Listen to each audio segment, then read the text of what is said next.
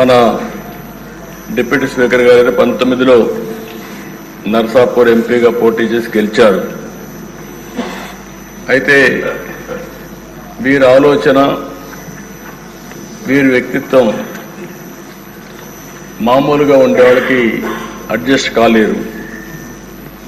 ఏదున్నా సరే ఫ్రాంక్గా మాట్లాడతాడు, మనసులో కల్మషం ఉండదు, ముందు వెనుక చూడకుండా మాట్లాడుతూ ఉంటారు. ఎందుకంటే ఓసారి ఫ్రాంక్గా ఉండేటప్పుడు కొన్ని సమస్యలు కూడా వస్తాయి.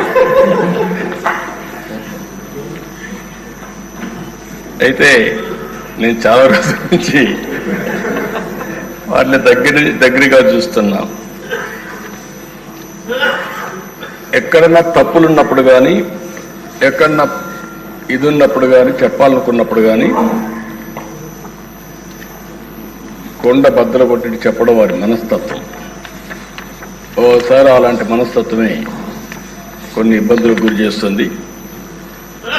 అలాంటి ఇబ్బందుల్లోనే వారు ఎంత టార్చర్ అనుభవించారో ఒక ఉదాహరణ మాత్రం.